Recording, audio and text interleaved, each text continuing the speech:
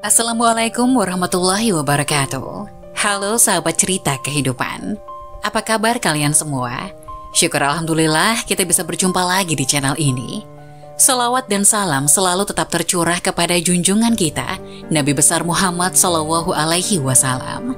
Tidak lupa kami sampaikan salam sehat, salam sejahtera. Semoga kita semua tetap dalam lindungan Allah Subhanahu wa Ta'ala. Seperti biasa, kita akan berbagi kisah dari yang unik, menarik, sampai bikin nangis. Semoga bermanfaat.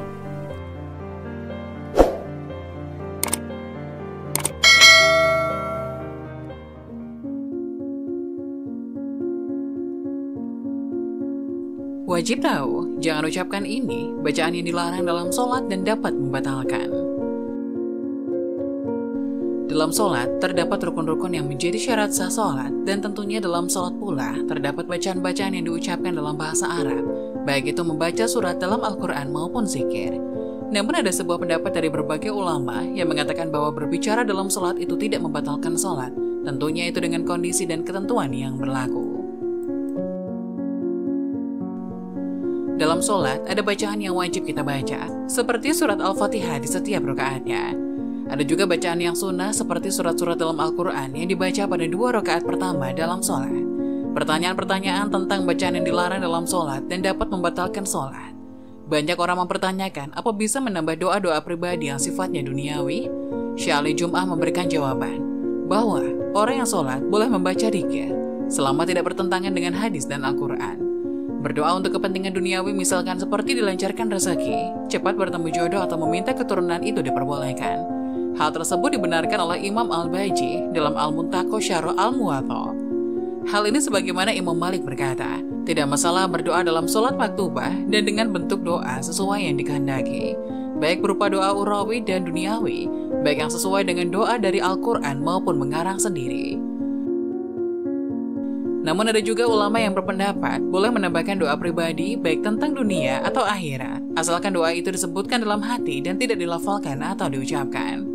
Dan selanjutnya, pertanyaan yang banyak ditanyakan adalah bagaimana hukum tidak sengaja berbicara dalam sholat. Menurut pendapat kebanyakan ulama Syafi'iyah, tidak sengaja berbicara saat sholat atau karena lupa dan tidak banyak hukumnya tidak membatalkan sholat. Dan tidak banyak hukumnya tidak membatalkan sholat. Namun jika berbicara banyak meskipun tanpa sengaja, yaitu melebihi 6 kalimat, maka sholatnya batal. Dalil yang menjadi dasar pendapat ini adalah hadis riwayat Imam Bukhari dari Sayyidina Abu Hurairah yang dia berkata, Rasulullah Shallallahu Alaihi Wasallam menyelesaikan sholatnya yang baru 2 rakaat. Lalu Zul Yadain berkata kepada beliau, apakah sholat dikosor atau Anda lupa wahai Rasulullah? Maka Rasulullah Shallallahu Alaihi Wasallam berkata, apakah benar yang dikatakan Zul Yadain? Lalu orang-orang menjawab benar. Maka Rasulullah lanjut berdiri dan mengerjakan sholat 2 rakaat yang kurang tadi, kemudian memberi salam. Lalu Rasul bertakbir dan selanjutnya sujud seperti sujudnya yang biasa atau lebih lama lagi, kemudian mengangkat kepalanya. Dalam hal ini, Zul Yadain, Rasulullah, dan para sahabat berbicara, kemudian melanjutkan sholatnya. Ini menjadi dalil bahwa berbicara saat sholat tanpa sengaja dan sedikit tidak membatalkan sholat. Sementara menurut Imam Abu Hanifah dan Imam An-Nahai, berbicara dalam sholat meski sedikit dan tanpa sengaja, hal itu dapat membatalkan sholat. Karena selain bacaan sholat, tidak boleh berbicara apapun saat sholat. Hal ini berdasarkan riwayat Imam Muslim yang mengatakan, sholat itu tidak boleh di dalamnya ada sesuatu dari perkataan manusia. Sholat itu hanya tasbih, takbir, dan bacaan Al-Quran. Hadis riwayat Muslim. Adapun perbuatan-perbuatan yang terlarang di dalam sholat. Sholat dengan pahala sempurna merupakan dambaan setiap muslim. Sebab dengan sifat sholat yang seperti itulah, seseorang merasakan pengaruh yang luar biasa, yaitu mencegah diri dari perbuatan keji dan mungkar. Sehingga sebagai muslim, kita wajib mengetahui perkara-perkara yang dilarang dalam sholat, karena perbuatan ini bisa mengurangi kesempurnaan pahala sholat seseorang, meski tidak membatalkannya. Agar sholat kita diterima Allah, maka sebaiknya kita mengetahui perbuatan-perbuatan yang terlarang di dalam sholat. Berikut perbuatan-perbuatan yang terlarang dalam sholat. 1. Mengarahkan pandangan ke atas. Hal ini berdasarkan hadis Rasulullah Shallallahu Alaihi Wasallam. Hendaklah suatu kaum itu memilih berhenti mengarahkan pandangan ke arah langit ketika berdoa dalam sholat, atau pandangan mereka tidak akan kembali pada mereka. Hadis riwayat Muslim nomor 229. Imam Nawawi rahimahullah mengatakan larangan ini sangat keras, bahkan para ulama telah sepakat ijma akan keharamannya.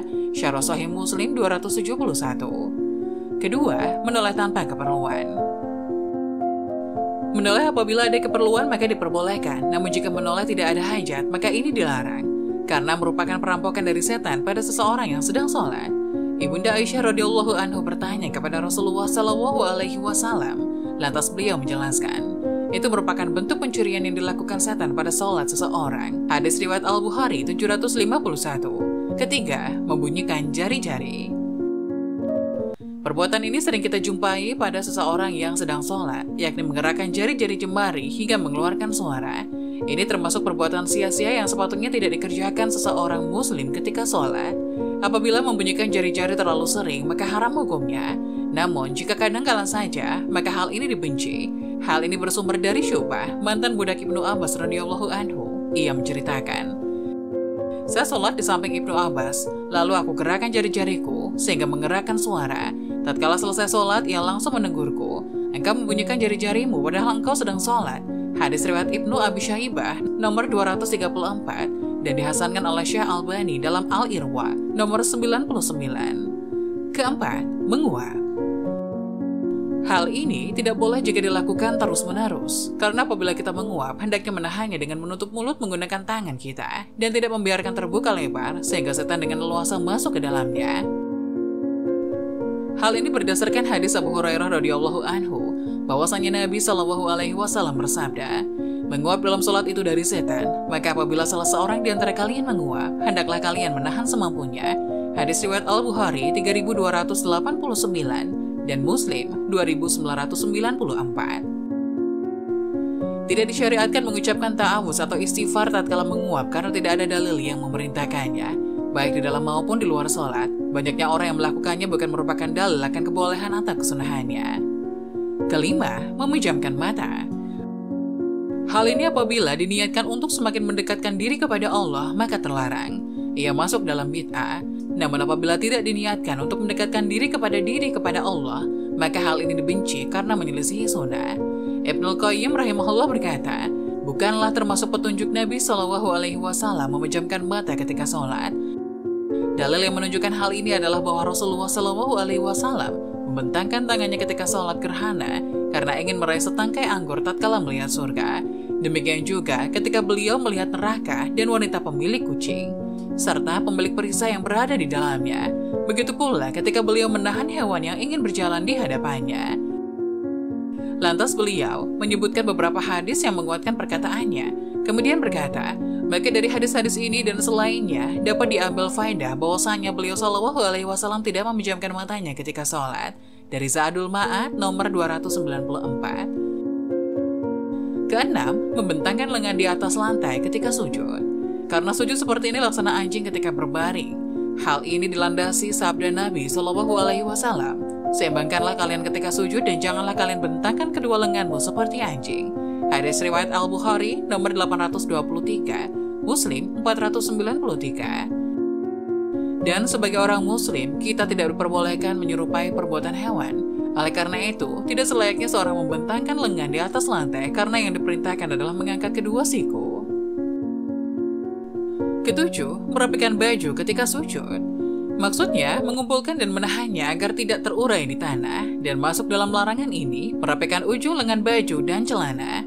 Atau ini berdasarkan hadis yang bersumber dari Ibnu Abbas radhiyallahu anhu. Ia berkata, Nabi SAW diperintahkan untuk sujud di atas 7 tulang dan dilarang dari merapikan rambut serta pakaian ketika sholat.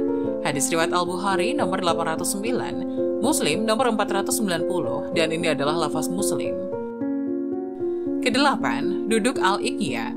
Duduk al-iqya adalah duduk dengan posisi pantat terletak di antara dua betis, yaitu dengan menempelkan pantat di tanah lalu mengangkat kedua betis serta meletakkan tangan di atas tanah. Sifat duduk semacam ini tidak diperbolehkan dalam sholat karena menyerupai duduknya setan dan anjing.